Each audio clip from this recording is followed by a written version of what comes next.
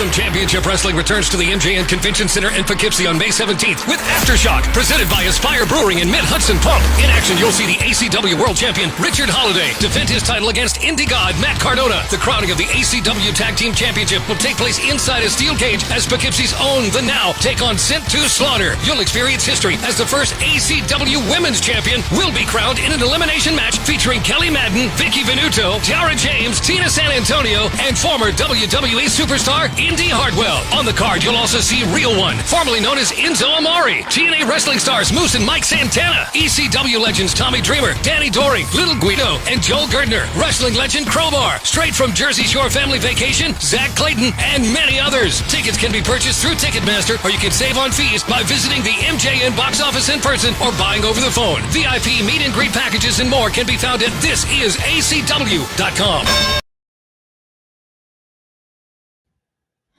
All right, ladies and gentlemen, welcome into a very special WWE Backlash review episode. It's been a long weekend, guys, here on BCP Plus. Happy Mother's Day to all the great mothers out there. We got to shout out Mama Kim, Mama Andriola today. We got to see everybody. So just shout out to all the super moms and great moms out there. We hope everyone's having a great day with the family, had some nice meals. So good to see everyone today. Just shout out to all the wonderful moms. We saw Mama Downey yesterday. I want to shout her out. Shout out my Aunt Mel, all the great moms. So guys, I do want to start on a bit of a somber note. As you guys probably already know, we had the Dan Lehman in the chat here. Dan saying it's been a really long weekend, and Dan from ISPW doing the production. Great job yesterday. Long weekend. I know you got to meet a lot of your heroes, Dan. So that's so good to see. Let me make sure my audio's good. Let me know if my audio is good there. LFG in the chat. LFG actually on at 8 o'clock, Rich. So I'll try to crank this review out real quick so we can all watch LFG. But guys, let me know what you thought of Backlash real quick, though. And I do want to, start. It's always a weird segue. I apologize, but start on a bit of a somber note. Again, the passing we heard earlier today of Sabu at 60 years old. Details are still unfolding. But, I always like to start these by saying, when we lose someone in the professional wrestling business, thank you for entertaining us. Sabu was certainly someone who put his body on the line time and time again, just for the sake of entertaining us. And if you guys have any cool Sabu stories, meet and greets, stories, encounters with Sabu, share them in the comments. Dan Lehman saying, RIP Sabu. And Rich, and thank you for letting me know that the audio works. Calvin, I don't know what you're doing, man. If you want to jump on for a few minutes, you're very, very welcome, brother. Kelvin Cately, No Gimmicks Podcast, Rip Sabu, very sad day. And I have a couple real quick Sabu stories I'd like to share. If anyone has any funny Sabu anecdotes and we can celebrate Sabu's life. Very sad day, of course, but we always like to honor those who have entertained us in the business. I'm sure there's going to be a lot of 10-bell salutes this upcoming week for the upcoming shows. So just want to show love and honor to Sabu as we get this going real quick. Let's make sure everything's up and running here. And guys, please share the stream. We're going to talk about Backlash in just a minute. For Sabu, quick little anecdote. I remember we were at 90s Con yesterday, and a year previously we were at 90s Con in Atlantic City. And I remember Vicky and I were walking in towards the con early on before everything was open. And who do we see walking back outside? None other than, well, you guessed it, Sabu. And Sabu immediately takes a lot. Obviously, this happens a lot. Took a liking to Vicky and said hello to Vicky and looks over to me and says, "Is this your brother?" So instantly just, instantly negating me in all the best ways. And that's a hilarious story. So I thought that was great. He very much was happy to see Vicky, me not so much. And then another, and I kid, I think that's a really funny, endearing story. The other Sabu encounter I have, or almost encounter, is at Baltimore Celeb Fest. We had gotten there and I needed to go change. We had the table and set up for interviews and everything. I needed to go change once I got there. And someone at the venue said, "Hey, you can go in here and change. Just, don't wake up Sabu. Sabu's in here sleeping." This was before the con. And I said, "You know what? I'm gonna go somewhere else to change because I did not want to wake up Sabu. So just two little funny Sabu stories I wanted to share with you guys. And I want to see Dan has a story in the chat here. Thank you guys for chiming in. We always want to honor those. Dan Lehman had the opportunity to meet Sabu at 90s Con. Yeah, 2024 Atlantic City. That's where he met Vicky and I just 10 months ago. I hope it was a great Dan's popping me in the chat here. I hope it was a great experience meeting Sabu. I heard he was always very cool with the fans. My new title is current brother. Don't you wish? Yeah, right. No, I heard I might be in contract negotiations for current boyfriend 2026. Jeffrey Yeet Fountain, I'm happy to see you too, man. What did you think of Backlash, bro? You always add so much to the chat, man. You always add so much to this, bro. So I want to know your take on these matches right now. We're just remembering Sabu, 60 years old, passing here in 2025 earlier this morning. So just very sad news to start the day, but definitely want to hear what you guys have to say about Sabu. So we'll keep the Sabu memories coming throughout the show, and let's keep it moving here. Let's start at the top. Backlash. What did you guys think overall? I thought it was a solid show. I have a lot of nitpicky things. I've been very critical of the whole Gunther Pat McAfee angle on the show. I had initial thoughts watching it last night, and then I let it marinate today. So we'll get into that in just a little bit.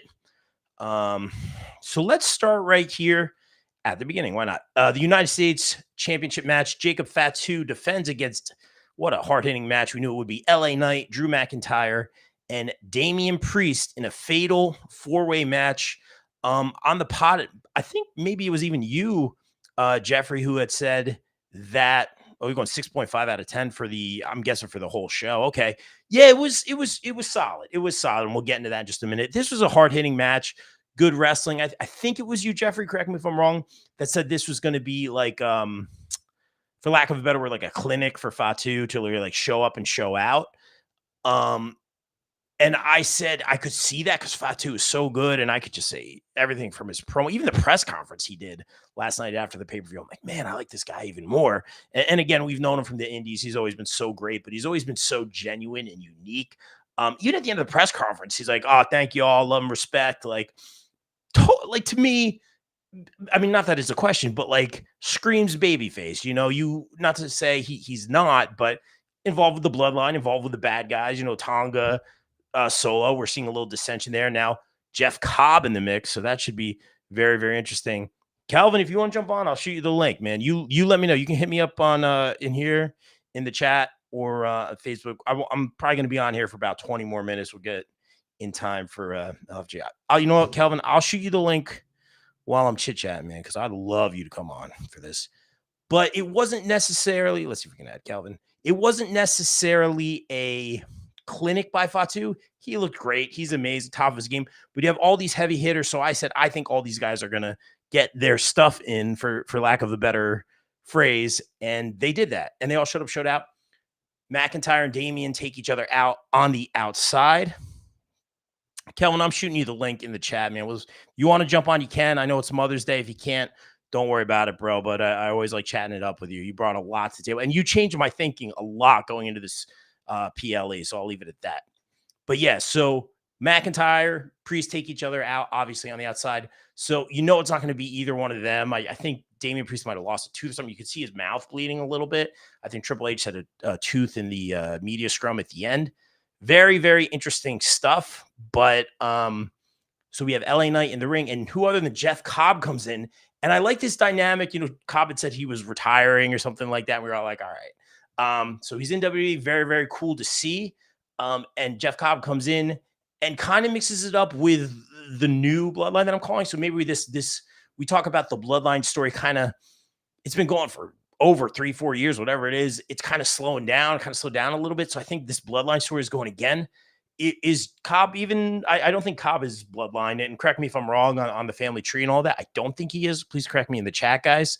But him aligning with Solo, I like it because like Solo's kind of pulling rank, going over Fatu's head, doing things on his turn, bringing in his guys, just like Kelvin had said on our show, like, hey, when they're talking about bringing in Jacob, they were like, I don't know. I think Heyman was saying like, don't bring him in. Like he's kind of a loose cannon. And Fatu's been amazing. So this is a nice little wrinkle, especially if you're setting up a feud between Fatu and Solo. Obviously, I would think for SummerSlam.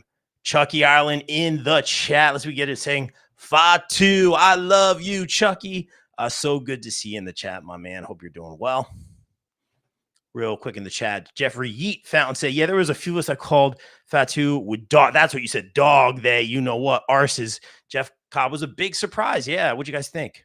All right, Kelvin's holding down the fort. No worries, man. It's family day. But Kelvin's saying loves the Cobb debut. Yeah, I thought it was really good. And I think it adds something to that story. Is he I don't think he's family. Correct me if I'm wrong. In quotes, retiring to WWE. Jeffrey says in the chat. Also saying Solo and Cobb got some beef to settle from the Indies. That I am not informed on. Kofi Weedston in the chat over on YouTube. Kofi, always a big smile on my face when I see you in the chat, man. So good to see you. Happy Mother's Day over there to the mamas in your family, bro. Hope you're doing well, man. So good to see you. I hope to see you in person soon, man. I really do. Chucky in the chat saying Solo new enforcer Cobb. Yeah, it's interesting. It's gonna be an interesting dynamic here with the bloodline. And Jeffrey confirming not Samoan. I didn't think he was, but apparently there's history there from the Indies, man. Let me know what you got from that. Very interested to hear what you have on that. But solid match. I did not see the Jeff Cobb of it all. I did see Solo retaining here, but Fatu retaining, a lot of moving parts. Fatu retaining. I did not see Jeff Cobb popping out in this particular debut. I think it's a good fit. Just the way they've been doing this new bloodline, I think it fits. So I'm interested to see where the story goes from here. Kofi Weedson in the chat. Everything was great. I hated the whole save the ref, though. Never seen them come save a ref. Yeah, I'm going to address that later. And Kofi, I'm glad you hit on that. I think you're talking about the main event. Correct me if I'm wrong. I have a whole thing about the ref. And again, it's nitpicky. It is, but and I did enjoy the PLE overall. It's very nitpicky. So check me if I need to be checked. But I'm glad that you said that. And Kofi saying happy Mother's Day to all the great mothers and you and yours. That's so good to see. Kelvin in the Cheshire King, Cobb not family, neither Atama and Tonga, but they extend that out to Pacific Islanders traditionally. Yeah. I don't want to say it was The Rock. Someone said in the interview, like where you take certain people in as family, like it's, even though it's the bloodline, it's not always blood. So I like that. I think it's fitting. I'm not like, oh, Jeff Cobb doesn't belong or anything like that. I think it's a good fit. I'm here for this ride. I'm here for this new chapter. So we'll leave it at that, guys. Great job in the chat. Again, please share the stream. Please, if you haven't already, go over to BCP Plus on YouTube. Subscribe. We got a ton of great interviews and more coming up very soon. We'll go to our next match. Talking Backlash here. 2025. Lyra versus Becky. Really good match. We've said it on the past couple episodes of the show. Lyra, such a good wrestler. So glad we got to see that. Deserving IC champion. She's been killing it. I did not pick her to retain here because we were talking about the people needing to connect with Lyra. And I think this feud with Becky, although I'm not loving the Becky in this role for all of it, she's doing heel 101 stuff.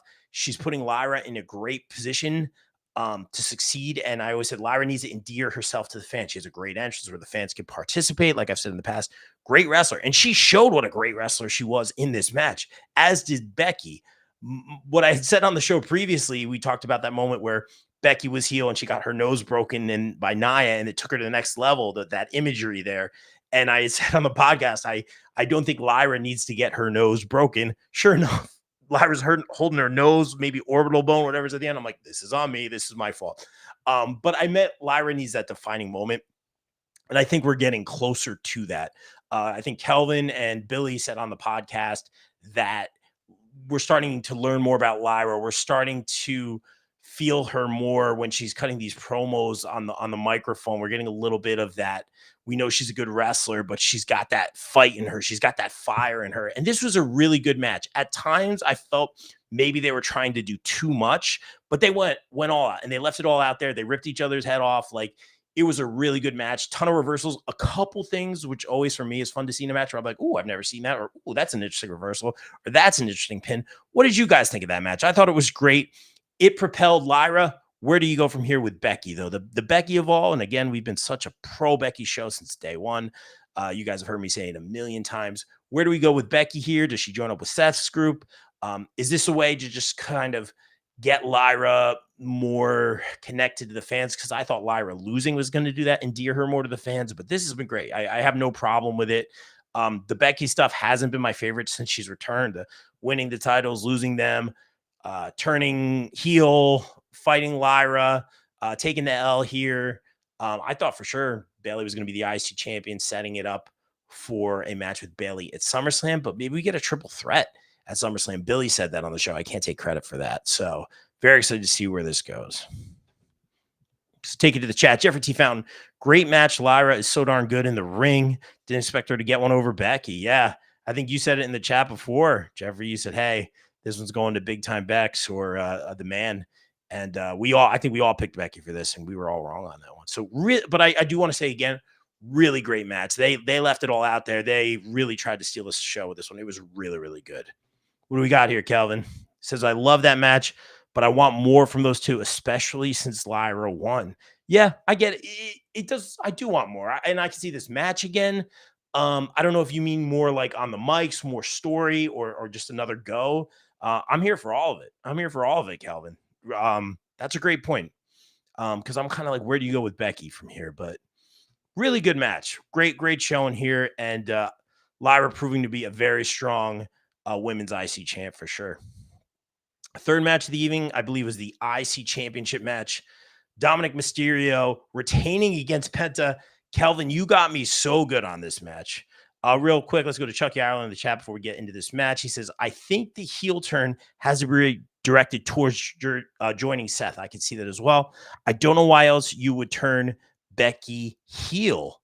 Wow. Yeah, I think I can see. Yeah, it was very quick, very sudden, very strange. And Becky can do it all. Don't forget the last time she had the big heel turn, she became one of the biggest stars, inadvertently becoming babyface again. So it's very interesting. I like the way that you said that, Chucky. And again, happy Mother's Day to all the great moms over in your family.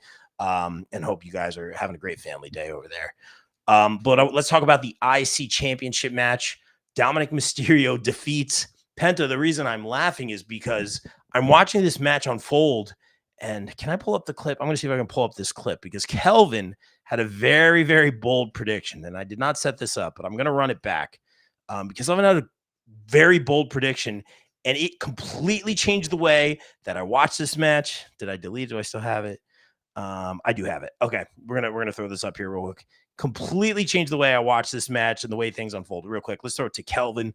Bold prediction from our predictions panel for the IC title match. Dirty Dominic Mysterio versus, of course, Penta. Oh, it's loading right now. I'm sorry, guys. I thought I queued that up perfectly.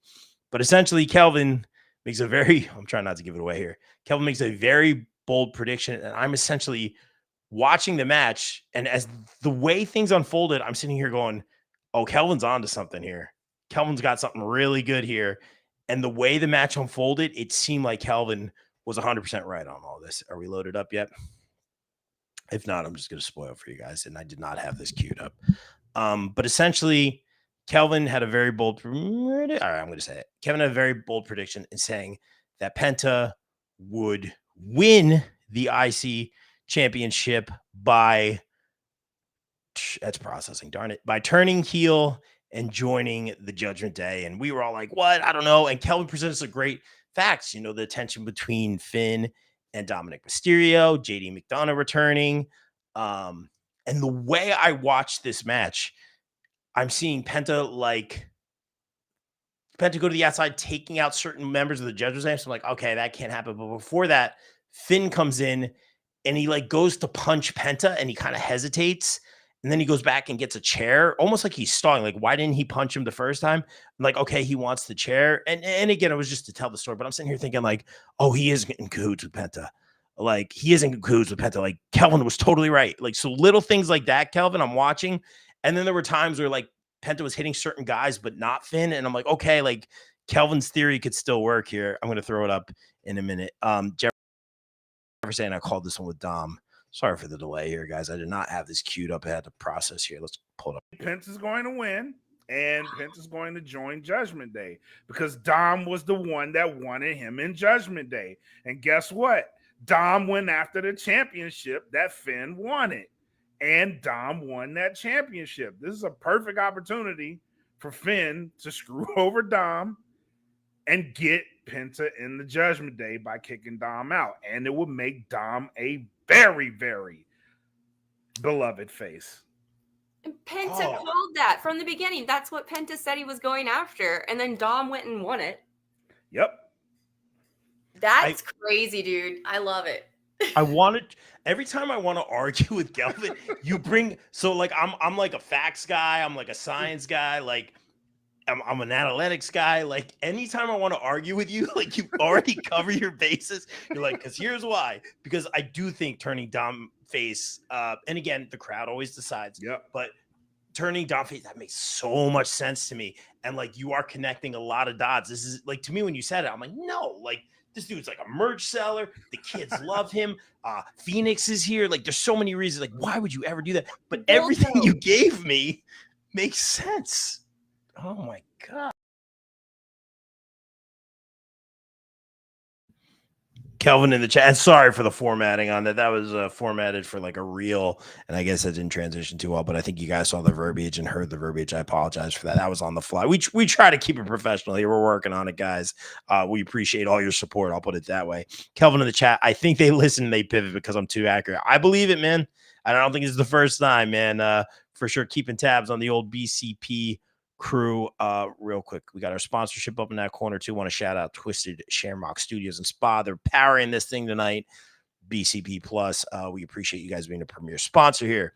Chucky in the chat. Daddy Daughter Entertainment. Chloe was not happy with that match. Definitely had a sour face under her Penta mask when the match was over. Yeah, the thing I like about Penta, a lot of the kids, and I said this on the prediction show, they're connecting to Penta, which I love because for me, you can see the mask over here behind the Mark Hoppus book. Ray was my guy. I didn't come into wrestling or fall in love with wrestling until I was in college with my best friend, rest in peace, Vac. And, he'd been watching. We've been best friends since we were 4. He's been watching that whole time. He couldn't get me into it until college one day. I see Rey Mysterio flying all over the screen and it was over. Now I'm dating a wrestler. I'm involved in the business. And yeah, I think it's so cool to see how the kids connect. Even Vac's nieces and nephews now love Penta, and that's what I love about it. And they want to see him succeed, so they're going to go on this ride with Penta. Chloe, don't worry, you're going to go on this ride. He's going to lose for a little bit. I see him winning that IC championship, maybe SummerSlam. Although I think it might be Finn and Dom at SummerSlam. Maybe we get another multi-man match. They'll probably stay away from that since they did WrestleMania. I do see Penta becoming a future IC champion before the year is over. Mark my words, Chloe. That's for you. In the chat, Daniel Parker checking in. Parker Kane Promotions. Follow them on socials if you haven't. We've had some great interviews with Parker Kane. We appreciate it. Daniel, hope you're doing well. Happy Mother's Day to all the moms over in your family. Gunther versus McAfee was most entertaining. Perfect segue. I've been critical of this, guys. This is where I tell you in the chat. Check me on this one. I have a lot of opinions. I watching it before the match. You heard me on the podcast. I said just straight out the gate, I don't like it when the announcers get involved on the independents in the ring. I don't like it when the announcers on TV get involved. That we talked about that whole Michael Cole angle with the orange onesie. Like it's too much for me sometimes. Pat can go. He's an athlete. He can wrestle. We've seen his matches in NXT with Adam Cole. Really, really good. Held his own. I also had kind of a light bulb moment, so I'll get to that at the end here. And you guys let me know what you think. I've had a bit of an epiphany here. Again, you guys let me know if I'm way off base. Please check me on this. Didn't love Pat being the next opponent for Gunther. I don't like it when the announcers get in the ring on the indies, on TV, whatever. Pat can go, so he's got an asterisk. He's got a little bit of exception. Is he a WWE superstar? No. Is he a superhero? Is he a supervillain? Is he a larger than life Titan? I want to use a different word. Is he a larger than life hero or God or whatever? Like these superstars are, these competitors are, these gladiators. We'll use that word. And Michael Cole becomes the victim of Gunther. I'm still not entirely sure why. Maybe they were trying to make Gunther more of a loose cannon, which if you're going that way, I'm okay with it. We saw what he did to Jimmy. Again, Gunther's always been very composed, always respectful of the mat, even though he's a heel. When he got beat by Cody, he shook Cody's hand. So I like that with Gunther. He wasn't this dominant like he was, but he had visible weaknesses, as we've seen, and he always had a little bit of respect for his opponents. So to see him do that vicious attack on Jimmy, we saw this other side of him. We saw this with Pat and Michael Cole. I didn't like that whole thing going into this because Cole's kind of playing the storyline up on commentary. I think I don't like, and this is a me thing, I don't like it when the commentators aren't telling the story and they're part of the story. Like, oh man, like I'm really shook. And again, Cole does this very well. I'm not knocking it. It's just not my favorite. When you start becoming like a performer and you're just like, oh, I'm really shook, but I'll call this match, or like, what Pat did here. And Cole uncharacteristically got involved in this match. He uncharacteristically did the little, hey, I'm going to call this match very biased, and then I'm going to get back to being professional. So that to me, it's just a little too much, but it makes sense for the story. So I didn't love all that going into the match. Real quick, let's see what you guys say before I start ranting and kind of see where I'm going with this. Jeffrey T. Fountain, and I think you're touching on some of my points if I'm reading this correctly. This is nothing for Gunther, but reminded people that Pat can go in the ring, but really enjoyed Michael Cole trying to help. So you did like Cole trying to help. Okay. I didn't like that, but I'm glad people did. Always happy to see Cole showing his passion for the WWE. I like that. We always try to concentrate on the positive. I'm glad Cole and Pat are getting their flowers here. Billy said that on the show, like, hey, Cole's getting his flowers. That's kind of the point here. That I do like. I wish it was something different. I'm glad he didn't get in the ring and wrestle. But let's see what Chucky says in the chat. Yeah, I'm not a fan of the gimmick matches, but I get them for swerving storylines and a ticket boost with celebrities involved. Yeah, it's a business at the end of the day. I could take off this hat, put on the business hat. Totally get it. Pat's great. I like Pat, by the way. I'm sorry I'm being so critical. Great show. I love the whole style, the steez, if you will, of his show. It's great. The flow of his show. What he brings commentary is so genuine and fun. He says a lot of the things I think that we all think, and he brings that energy.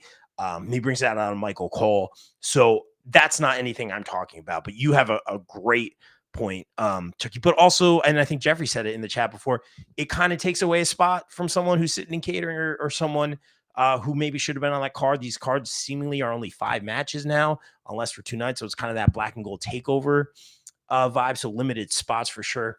Daniel in the chat, I was hoping maybe Wade Barrett would have gotten involved. Interesting. I don't hate that. I got an idea. It's not Wade Barrett, but that's interesting. Gunther versus Barrett at SummerSlam. What do you think? I don't hate it. Don't hate it because you have the commentary connection. It's just he already went after a commentator, but I don't hate it. That's interesting. Great to see Barrett back in the ring too. Oh, JVD, I can't wait to see what you say here. Why don't you like them getting involved? I'm going to get into that in a minute, Daniel, and I appreciate that. Short answer real quick before I start rambling even more. Pat McAfee is not a wrestler. He wanted to be a wrestler. He cuts great promos. He's great at what he does. He's a great commentator. He can go in the ring. He had a great match with Adam Cole, but he's not a WWE superstar. And I think Kelvin said it perfectly on the show. The more offense Pat gets, the madder I get. We don't want Gunther to look weak. There were a couple times where it almost looked like Gunther was going to lose. I think John Blaine said in the predictions panel in the chat that we're going to get a shocking victory by Pat. And I said, no way. Like that's going to destroy Gunther. But I'll get into that a little bit. JVD, the voice of reason, man. So good seeing you yesterday. We got our picture with Ken Shamrock together, man. I always appreciate you guys including me. I think the Gunther match, okay, interesting. The Gunther match was booked perfectly. Kept Gunther strong. Okay. Pat got his stuff in. That might be where I struggle. Because like Kelvin said, the more offense that Pat got, I'm not saying it made Gunther look weak because we knew the story was, yes, Gunther was taking him lightly. I'll get to that. But this is a good point, JV. This is very fair. A glimmer of hope and showed he fought to the end for Cole. Well done. That I do like, that whole story. Kelvin in the chat, JVD, great take, by the way. Kelvin in the chat, real quick. Spot on. I wasn't a fan of Cole's involvement either. Thank you. Kelvin, I'm glad you're here, man. If WWE wants to make it up to me, Jeff Cobb versus Gunther is the apology match. Interesting. And in the chat over on YouTube, I think it's T85 in the chat saying, Rip Sabu. Yeah. We were just sharing Sabu memories to start off the show. If you guys have Sabu memories, Daniel, I don't know if you've ever worked with Sabu or anything like that. If you guys have any great Sabu memories, please share them in the chat. We'll try to get them going. Rest in peace again, Sabu. T85, and again, weird segue, but shameless promo. Give us a sub on YouTube since you're over there. Just hit that subscribe button, that notification bell helps us out a lot. We appreciate that. Check out our great interviews with the Hardys, Joe Henry, Johnny Gargano, Nia Jax, the list goes on and on. All right, Kelvin, good stuff. So that's all my stuff going into this match. Not a fan of the announcers get involved. Pat gets an asterisk. Pat can go. But this is Gunther. This is Gunther. And again, I'll give you that light bulb moment. I really want to know what you guys want to think about this. So we have this match. Pat looks strong. The way it starts off, I'm happy with. Gunther overpowers him. He chops the heck out of him. I think Pat got like one big-ish slam. I don't even want to say like power move. And Gunther kicks out. And I said, this has to be one. And it was a one. And I'm like, good. I like that. As the match went on, and I know Gunther was taking him lightly, Pat had a couple reversals, a couple quick pins. That stuff I'm okay with. I knew he was going to do the moonsault off the top. Even there was a part where Pat jumped over the top rope and his foot got caught a little bit. And I like that. I felt it added to the match because it proved like he is not, he's fighting with emotion. He's not a WWE superstar. Like, yeah, he trains, he prepares. He looked great. He's an athlete. He's fighting for all the right reasons. I like all that. But the little fumbles I actually appreciated because he's not a polished WWE superstar. So there's a couple times where Gunther almost gets pinned and Gunther's distracted. There's like 3 times where Gunther's over because Michael Cole's out of his chair after being very biased. It was almost like when he loved The Miz, and I talked about I hated that. But anyway, I digress. So he goes to the side of the ring, and Pat pins Gunther, and he holds Gunther's foot down. And I get it. Like, there's a level of revenge there. There's like a level of comeuppance there. And I get it. Like, it makes sense for the story. I just don't like it. I don't like it when the announcers get involved. Like, tell me the story. I get we're giving Pat his flowers and we're giving Cole his flowers at the same time. Once he held his foot down, plus it made me think that Gunther is going to lose here. So for me, it's like, I love the way Kelvin put it. It was just, I don't think Pat should have gotten as much offense as he did. It was pretty good. Like JVD said, like it was booked perfectly. I get what you're saying. There were a lot of things I really did like about the way it was booked. And then at the end, Gunther obviously wins. I'll say this, Pat gets up a little too okay. He should have been a little bit, and again, this is nitpicky stuff. To me, he should have been a little bit more selly after the match, but Gunther kind of gives him that nod and that respect, which is like, hey, you stood up for your friend. You were a man. You got in the ring with me. You took the punishment. You lost like a man. You still in a nod. And at first, I'm going, this is last night. I'm like, I hate this. I thought we were going to see the side of Gunther unhinged. He tapped at WrestleMania. He's attacking the commentators, which I don't love already. And now he goes through this pretty longish match with Pat McAfee. I can make the argument it could have been a squash. And hear me out, guys. I got my little eureka moment at the end here. But Pat almost wins. It's the longest match. You get that nod, that show of respect. And I thought we were getting closer to this unhinged Gunther. But he's put it together and he gives that nod. And I'm just like, all right.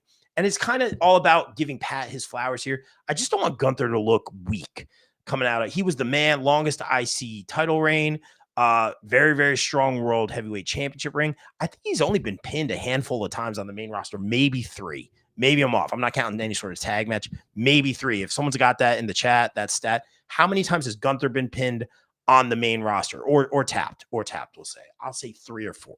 Because it's Gunther. Like, don't forget that. So I hated kind of that nod and that respect. And a lot of the post press conference stuff and the stuff on social media and the tweets were like, respect to Pat McAfee and McAfee, and he deserves all of it. And it's great. And I'm not going against that. It's just, he went against Gunther. And this is kind of my pushback. And you guys let me know if I'm off base, checking in the chat on this one. I say you do this angle, but you do it with Pat McAfee and Logan Paul. Why? Comparable, right? Big talk show personalities. They both have big things outside of WWE. Logan Paul is just full heel at this point. Not to say Logan Paul should have attacked Cole or how he would have made that work. But I think there was a way to do that. But I guess Logan's coming off a dub at WrestleMania. That was versus AJ. Correct me if I'm wrong. But I think there was a way to have Logan Paul versus Pat McAfee. And I think that would have made more sense to me in terms of stature. And same result. Paul beats Pat McAfee. They both have like that reality television, that talk show persona. They both have that outside the wrestling popularity. Logan Paul can really talk on the mic and be a super heel. And him and Pat, I think, would be kind of perfect for each other. Maybe I'm way off base here, guys. Let me know what you think. What if we did this with Logan Paul and Pat McAfee instead of Gunther, Pat McAfee, and gave Gunther something else? Again, I'm super nitpicky on this. Let me know what you guys think about that. Logan Paul, Pat McAfee, same situation. I'll put it that way. Maybe this is a little too fantasy booking too out there. I see it. Of course, I'm very, very biased for my opinion here. Oh, and I also left out real quick. Don't forget the involvement of I almost said Chad Gable. I don't know why I said that. It's 100% not Chad Gable. It is El Grande Americano getting involved with the steel plate, assumedly in that match, getting involved in the match. Can't forget that. Setting up perhaps a match between El Grande Americano and Penta. All right, let's take it to the main event. I do have some nitpicky stuff on this, guys. Again, let me hit the chat real quick. What do you guys think about that? Definitely should have been a squash with zero respect at the end of that. Yeah, so Kelvin's kind of saying Gunther should have squashed. Sorry, it's so much wrestling this weekend, guys. Keep up with me. I'm going to take it easy after this and watch some LFG. Definitely should have been a squash match with zero respect at the end of it. Yeah, Gunther should have more so squashed Pat McAfee. No respect, unleashing like this other side of Gunther that we saw him attack Jimmy. That's just me. All right, let's see how off base I am here. Is this Wittes? What's up, bro? McAfee versus Logan Paul. Who leads in that dance number? Fair point. Yeah, I think you're either with us or you're against us. Good to see you, bro. Happy Mother's Day to all the great moms over in the family over there. Annie Smart, good to see you. We'll have to get you to jump on soon, man. I just see it. Logan Paul versus Pat McAfee. I think that might have been the better play. I hate seeing Gunther, and I've come to like Gunther more and more and more and respect him. I do like, and I don't think I said this, going back on it today, thinking about it, I did like the show of respect from Gunther here, partially, and I didn't like it yesterday. I like it now because he did that with Cody, so it's kind of true to the character after he lost clean to Cody, and then it shows that respect for the mat. And looking back, it is in his character, like it is in his characteristics. I almost said moveset, like Gunther to be like, all right, Pat, okay, cool. So like Gunther isn't just like this typical monster heel. Like he does still respect the mat and all that. So I'm interested to see where it goes. I don't know if Pat was the right opponent here. All right. Oh, I got the line correct in the chat. Thanks, Matt. I know I really had to think about it, man. I'm exhausted, bro. And I said hi to your buddy, Ken Shamrock, and you know why. Let's talk about the main event here, guys. I do have some nitpicky stuff. Overall, I really like this. Randy Orton versus John Cena for the Undisputed WWE Championship. Great match. Ton of finishers. I said this going in. We're going to get a ton of finishers, ton of kickouts, slow pace to start off. Exactly what I expected. Ton of replays. It's pretty much exactly what I expected, but they made it feel so much bigger. Every kick out felt big. Every reversal, particularly the AA into the RKO, was really nice. That was really, I watched the replay on that a couple times. It was really, really, really good. I enjoyed the way it was presented. I have a nitpicky thing. R-Truth's involvement, I got to shout out Billy and Wolf on the show. She called that. She said, what about the R-Truth of it all? Perhaps he'll get involved and aid Cena in some sort of, I don't want to say simp, in some sort of loyalty way, in some sort of like, John Cena's my guy. He can do no wrong sort of way. So good to see R-Truth, unfortunately costing Orton the match, but I'm glad to see R-Truth back in the main stories and in the main light. We saw what had happened in the press conference where Cena puts Truth through the table. So that was all very interesting. What you guys think of that? Here's my nitpicky stuff on the main. The initial ref, Chad Patton, help me out if I'm wrong here. He gets kind of knocked out once and then they keep going. He comes back. And then on the outside, Chad Patton gets knocked out again. I think his head goes into the steps. And guys, correct me if I'm wrong. This is just, the kind of camera went away from him after that. So let me know if I'm off base here. Michael Cole makes it very clear on commentary, like he's going to be out, or McAfee or whoever. Or was it Wade? Wade made it very clear that he was going to be out. Like he was going to be out. Like he's not getting up anytime soon. He's not getting up. So official doesn't come out for a while. They do about 10 more minutes of the match, whatever. We see another official. That official gets knocked down. And then the managers or the production people, the Shane Helms and all that, it was great to see all of them get the RKO and sell the RKO. Jamie Noble, all that was super, super fun. I did like that. But they kind of check on this ref, I think, correct me if I'm wrong, or there's a sense of urgency, at least with this ref, and what's going on and pulling things apart and things are getting crazy. The problem I have is, let's take it back to Chad Patton. So Chad Patton gets knocked out once, right? No one checks on him. Just from I know it's suspension of disbelief. I know it's pro wrestling. The ref stuff. When I first became a fan and I saw like the ref get knocked down or whatever, I'm like, why isn't he getting up or blah blah blah. Now we're so like conditioned and used to it where it's like, oh, it's a ref bump and he's not going to see anything. And it's part of it. It's a suspension of disbelief. But if you really look at it, like think about the first time you saw that, and it's just like, huh, like what? Like, is he going to get up? I digress, whatever. It's suspension of disbelief. This is a part of it. It's a major part of it. So I don't want to be disrespectful anyway. I apologize if that comes off disrespectful. These are our stories, right? We want to believe. So Chad Patton knocked out a second time on the outside, head first into the steps. Bro, nobody checks on, correct me? Maybe they did something on the outside that I didn't see. Maybe I missed it. No one checks on him for like 10 minutes, even though the other ref got beat up and they were kind of like alarmed. Think about it. Just from the we have the story of Orton, the story of Cena, the story of the new ref, the story of the producer coming in. Chad Patton, oh, he's hurt. He's going to be knocked out the whole match. No sense of urgency. No one go check on him. Blah blah blah. He's out the whole match. So it's kind of like nobody cares about him, and we know why. So he can come back in the end. But that part to me felt like a little bit of a loose end that could have been like maybe like medical staff was attending to him or something, like to make it feel like he was like there was real concern about the ref being knocked out so bad that he couldn't get back in the match. I don't know. Maybe that's just like a ref bump thing. I'm like, we lost another ref. Is that just me? Am I being way too nitpicky about this? Let me know what you guys think. In the chat, Jeffrey D. Found, send Cena to Hollywood and be done with the bum. No love for Cena. Dude, come on, the last time is now, brother. Last time is now. Show some love. You got to appreciate what Cena's doing here. You got to appreciate what Cena's doing. We even got the Shameless merch towel available now on WWEshop.com. Oh no, I'm afraid to read this, JVD. Did Rob just imply this is, I didn't say that. I didn't say that. It's real to me. It's real to me, darn it, JVD.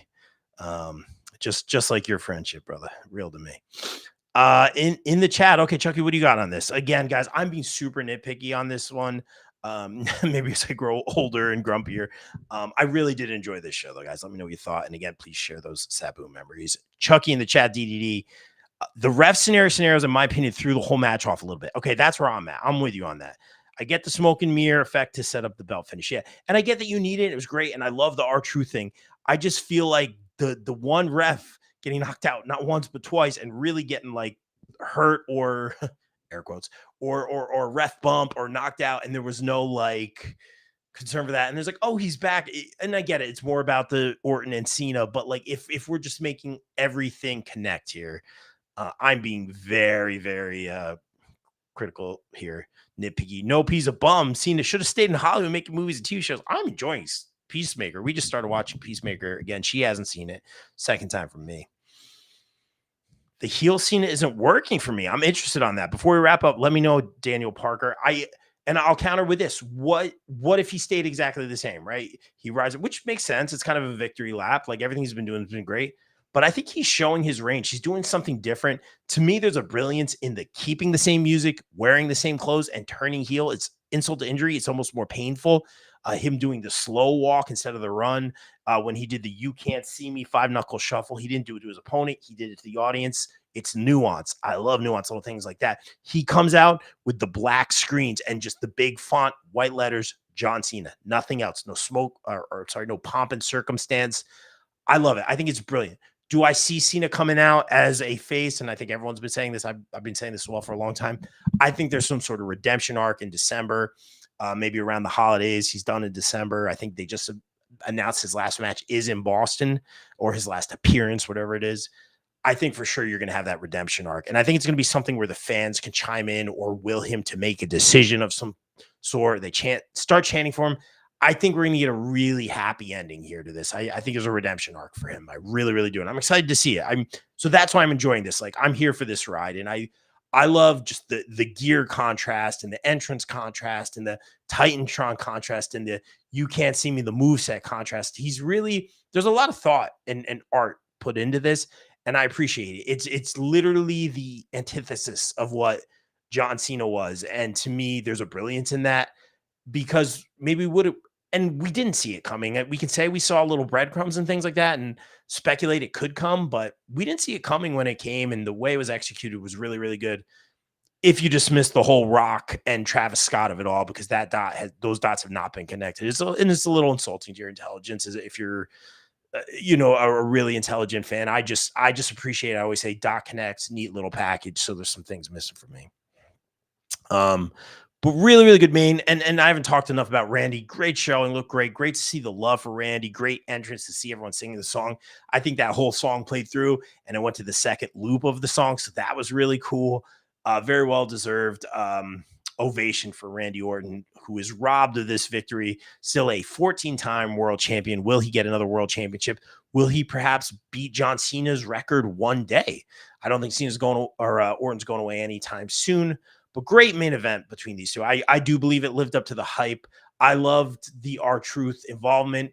The rest stuff kind of lost me a little bit, but I get that it was an ends to a mean, so I understand that. Again, I forgive the nitpicking here tonight. These are just my honest thoughts coming out of it. I've really been enjoying the product lately. I feel like after WrestleMania, things aren't as linear as they have been, but what we've learned is to, and I've said it on the show many times, expect the unexpected here. So a lot of surprises, a lot of heel turns, a lot of wrinkles. Guys, as always, let me know what you thought about Backlash. Please share your memories of Sabu on the BCP Plus socials. Please support us over on BCP-plus.plus.com for all our great UFL coverage. Some of our great podcast. I think they're great podcasts, WWE reviews. Go over to the BCP Plus YouTube channel right now. Check out our great interviews with the Hardys. Kelvin does a great job with that. Joe Henry, Johnny Gargano, Nia Jax, Kofi Kingston, Otis, Akira Tozawa. We even interviewed a Ghostbuster, Ernie Hudson, so check that out. In the chat, Chucky, let's take it home. I don't know how it all comes back to the Rock tie-in. I don't know if they're going to get there. I don't know if they're going to take it back. It might be too far gone. I hope they do. I hope there's some brilliance. Don't forget the countdown the Rock did. What's the 2? We saw the 3 was the John Cena 3. That's brilliant. We saw the trucks. What's the tie-in there? All right. I personally think the tie-in is going to fall very flat and underwhelming. I mean, right now, it's flat because there is none. Hopefully, Chucky, you're right. Hopefully, we get some sort of explanation here. The Andy Smark in the chat. Truth was warned of the repercussions. He was warned, and he was warned in the press conference, too. Again, I love that Truth is involved in this. I got to shout out Billy Ann again. She called it on the predictions panel. Great job. So, guys, again, follow BCP Plus on socials. Happy Mother's Day to all the great moms out there. All the love to you guys. Thank you for joining once again in the chat. We hope everyone has a good rest of your weekend. Have a great Sunday night. And like we always say here on the BCP, everyone stay safe, stay positive, take care of each other. We out. BCP is brought to you by our favorite store, Funkenstein Wrestling Superstore, located in the Englishtown Flea Market in New Jersey from 8 a.m. to 3 p.m. Saturdays and Sundays, and online at FunkensteinWrestlingSuperstore.com. Get your favorite wrestling merch, retro video games, Ninja Turtles, Ghostbusters, G.I. Joe, so much more. It's our favorite store. Thank you, Heather and Dan, for sponsoring the BCP. Also got to welcome back our sponsors, the No Gimmicks Podcast, the podcast that keeps it 100% real 100% of the time. Check out our guy Kelvin, only on the No Gimmicks Podcast. Wrestling All Day, All Night is the best wrestling discussion group on Facebook. We provide more of a community feel here and have wrestling fans introduce other fans to something they may not have seen before, such as old school wrestling, indie wrestling, Japanese wrestling, and so much more. We also strive to be a source of information regarding upcoming wrestler meet and greets and signings. And remember, we're open 24/7, all day, all night. Be sure to follow on socials and join the group on Facebook at Wrestling All Day, All Night.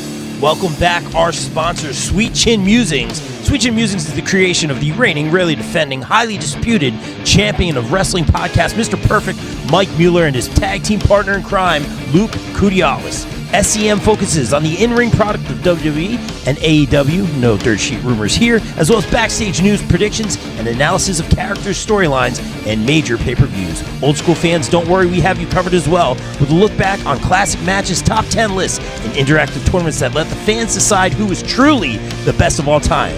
You can find them at Facebook at Sweet Chin Musings, and check out the podcast on all major podcast platforms.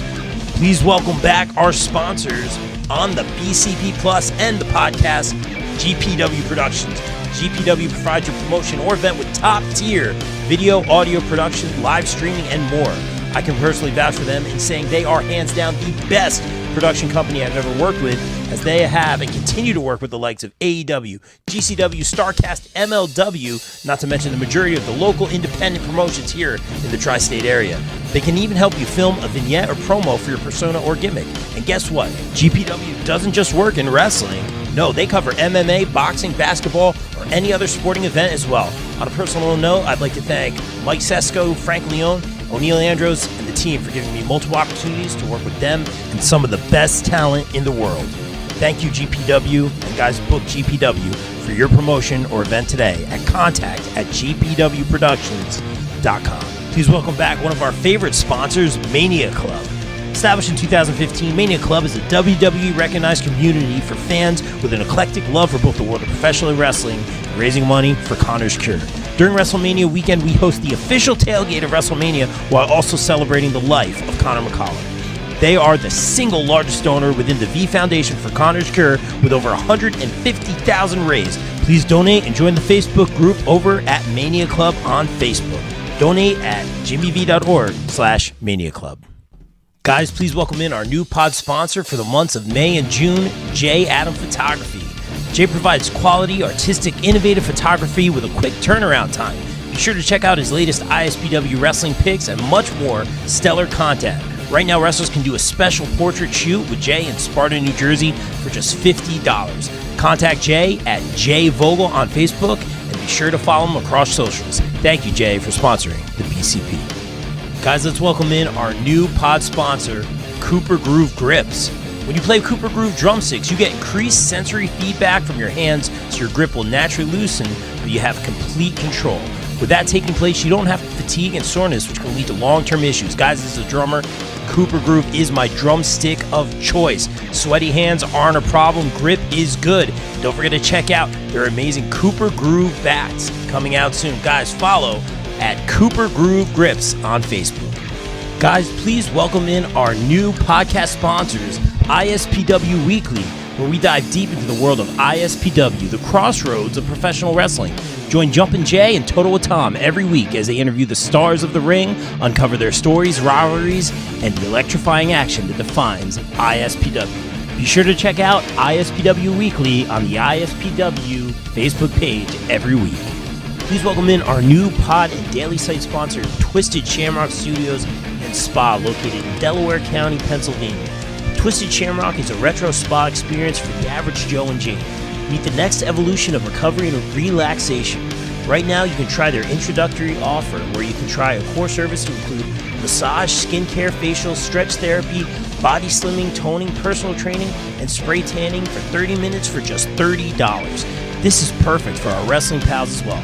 Book today. Call 484-574-8868 or visit www.twistedshamrockstudiospa.com. Guys, please welcome back our returning podcast sponsor, USDN. USDN Podcast is run by USDN Chairman and the Council of Nerds. We bring you all the latest news and rumors from the world of nerds and consolidate it right here at the U.S. Department of Nerds. USDN is for the people, by the people, and of the people. Follow them at facebook.com/US Department of Nerds.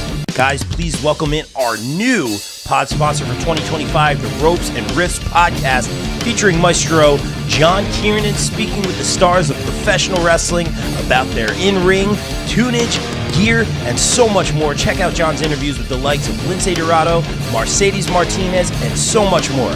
Find the Ropes and Riffs podcast on all major podcast platforms.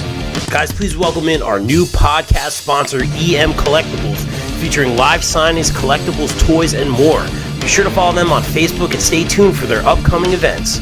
Upcoming events right now, March 8th, Hernando Toy and Comic Show, the Hernando County Fairgrounds live signing with Super Crazy.